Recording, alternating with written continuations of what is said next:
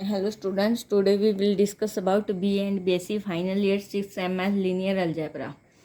Last lecture में हमने exercise 6.2 complete कर ली थी। आज हम नेक्स्ट टॉपिक देखते हैं। नेक्स्ट टॉपिक क्या हमारे पास, इन्वर्टिबल लीनियर ट्रांसफॉर्मेशन। अब इन्वर्स आ गया किसका, लीनियर ट्रांसफॉर्मेशन का। कैसी है definition, a linear transformation T U to V, हमारे पास मैपिंग गिवन है लीनियर ट्रांसफॉर्मेशन की, is said to be invertible. Invertible कब होगी, if it is one one onto, कैसा हो, वन वन हो, ओन टू हो, एंड इनवर्स हो ऑफ टी का। टी का क्या हो, इनवर्स हो। इज टी इनवर्स, देखो टी की मैपिंग यू टू वी थी, तो टी इनवर्स की मैपिंग क्या हो जाएगी, उल्टी हो जाएगी, वी से यू तक। Such that T inverse V करे वो किसके इक्वल आ जाए, यू के। इफ एंड ओनली इफ है, कब के लिए ये केस है, टी ऑफ यू किसके इक्वल आ जाए, वी के। क्योंकि इनवर्स में तो अपोजिट कंडीशन होती है, अगर ये लेके चलेंगे तो ये दिखाएंगे, ये देके चलेंगे तो ये दिखाएंगे। तो ये है हमारे पास इन्वर्टिबल लीनियर ट्रांसफॉर्मेशन की डेफिनेशन। Define invertible operator. अब ऑपरेटर क्या हमारे पास है, a linear operator T V to V of a vector space V is said to be invertible if there exist an operator S। अब इसके ऊपर invertible जो है उसके ऊपर है, इन्वर्टिबल लीनियर ट्रांसफॉर्मेशन के ऊपर कोई ऑपरेटर एग्जिस्ट कर जाता है सच दैट इस प्रकार से कि इन दोनों की प्रोडक्ट करे कंपोजिशन, वो किसके इक्वल आए, आइडेंटिटी के इक्वल आए, या फिर टी एस की करे। The operator S is said to be inverse of T. जो ऑपरेटर एस है वो इनवर्स होगा किसका, टी का, and is denoted by T inverse. तो T into T inverse equal to identity equal to T inverse T, ये हम 12th class में पढ़ चुके हैं ऐसे ऐसे। सो नाउ थ्योरम देखते हैं।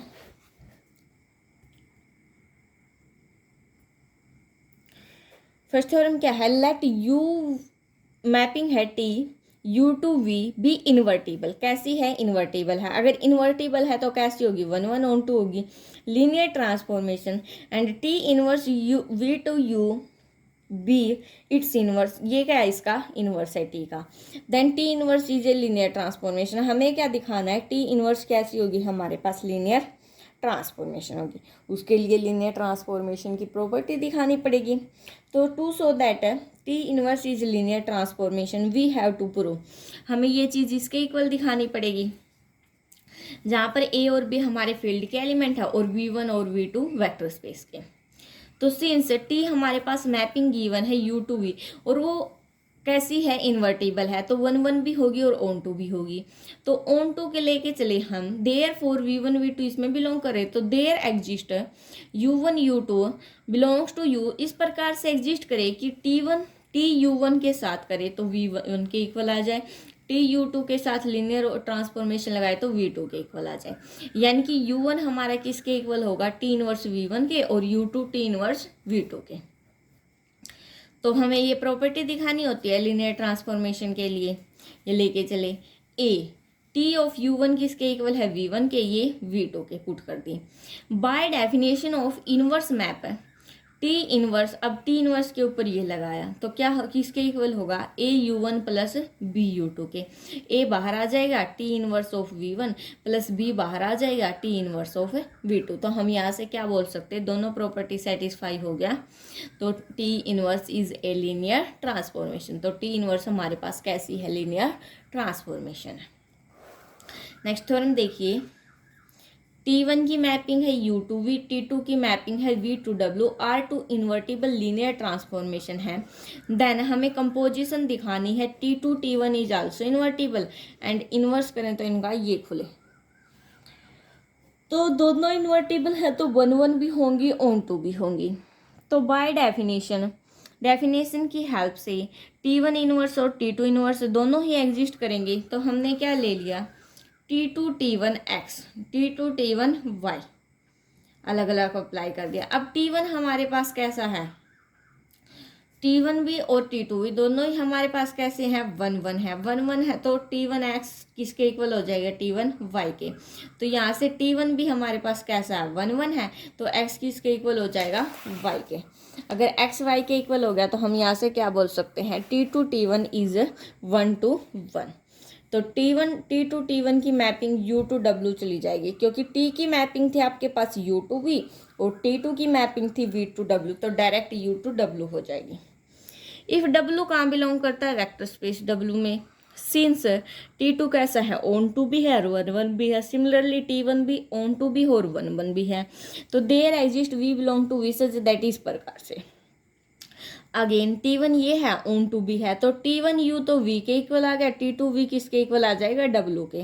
तो T1U किसके इक्वल लेके चले, V के, बोथ साइड अप्लाई कर दी T2, तो T2 T1U किसके इक्वल आ गया, T2V किसके इक्वल था, W के, तो ये आ गया। तो कैसा हो गया हमारे पास, T2 T1 is on to, 1 भी हो गया, ऑन टू भी हो गया। देखो हमने T2 T1 को दिखाया है 1 और ऑन टू, कहीं ये सोचो कि थे ये तो पहले ही T1 और T2 अलग अलग थे, अभी इकट्ठा दिखा दिया। तो T2 T1 है कि इन्वर्जन करेंगे तो T1 इनवर्स T2 इनवर्स किया, T2 बाहर है एज इट इज, T1 को अंदर ले लिया इसके साथ है, फिर T1 इनवर्स को इकट्ठा कर लिया, ये बाहर, ये हमारे पास आइडेंटिटी बन जाएगा, फिर इन दोनों को इकट्ठा ले लिया, आइडेंटिटी बन जाएगा। सिमिलरली अगर इनका उल्टा लेके चलोगे तब भी हमारे पास क्या बनेगा, आइडेंटिटी, दोनों से सेम आ रहा है।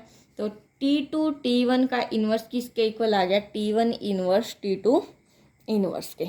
ये हमें क्या करना था, दिखाना था। नेक्स्ट थ्योरम क्या हमारे पास, T1 और T2 मैपिंग गिवन है, हमें क्या दिखानी है, रैंक ऑफ T2 T1 की लेस देन होगी रैंक ऑफ T2 के से, और रैंक ऑफ T2 T1 किसके इक्वल होगी, रैंक ऑफ T2 के, इफ T इज इनवर्टेबल। ये रिजल्ट याद कर लेना आप इस थ्योरम का।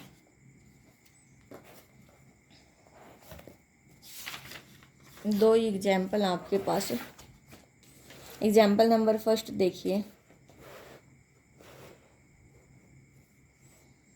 R3 से R3 मैपिंग गिवन है, लीनियर ऑपरेटर पे ये गिवन है, सो दैट क्या करना हमें, एक तो T इन्वर्टिबल है, अगर इन्वर्टिबल है तो हमें क्या निकालना है, T इनवर्स भी फाइंड आउट करना है। So we know that linear transformation is invertible if and only if it is one and on तभी एग्जिस्ट होती है। तो लीनियर ट्रांसफॉर्मेशन T को इन्वर्टिबल दिखाने के लिए हमें क्या दिखाना पड़ेगा, T को 1 और ऑन टू। तो T को 1 कैसे दिखाएंगे, हमने दो एलिमेंट वेक्टर स्पेस एलिमेंट ले लिए, U1 और U2 जो कहाँ बिलोंग करते हैं, R3 में। तो U1 को ये लेट कर लिया, U2 को ये लेट कर लिया, इक्वल लेके चले, तो दोनों पे अप्लाई कर दिया। अब हमारे पास ये वाली में पुट कर देंगे x1 y1 z1 x2 y2 z2, यहाँ से इक्वेशन को कंपेयर कर दिया, कंपेयर करने के बाद x1 x2 के इक्वल आ गया, y1 y2 के और z1 z2 के, यानी कि x1 y1 z1 किसके इक्वल आ गया, x2 y2 z2 के। तो U1 हमारा किसके इक्वल आ गया, U2 के। तो कैसी होगी, 1 ऑन टू के लिए क्या दिखा देते हैं हम, पर इमेज एग्जिस्ट कर दी है या नहीं, कहाँ बिलोंग कर रहा है, R3 में।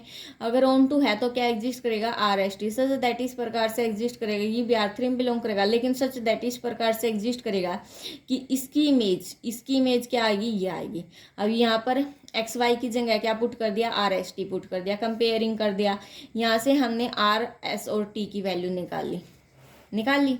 अब ये कहाँ बिलोंग करे, R में, ये भी R में बिलोंग करे, बट RST हमारे कहाँ बिलोंग करे, R3 में बिलोंग कर रहे हैं, तो XYZ भी उसमें बिलोंग करेंगे। तो T ऑफ है RST हमारे पास क्या होगा, T ऑफ है XYZ, T ऑफ है RST की वैल्यू पुट कर दी, RST की वैल्यू आई थी जो वो पुट कर दी, वो किसके इक्वल हो जाएगा, हमारा XYZ के। तो T हमारे पास कैसा होगा, ऑन टू हो गया, 1 भी हो गया, ऑन टू भी हो गया, तो कैसा हो गया हमारे पास, इन्वर्टिबल हो गई मैट्रिक्स। सेकंड एग्जाम्पल आप लोग खुद ट्राई कर लेना, इजी है बिल्कुल। देखिए नेक्स्ट लेक्चर में एक्सरसाइज करेंगे, 3 ही क्वेश्चन हैं। So thanks for watching, please like share and subscribe.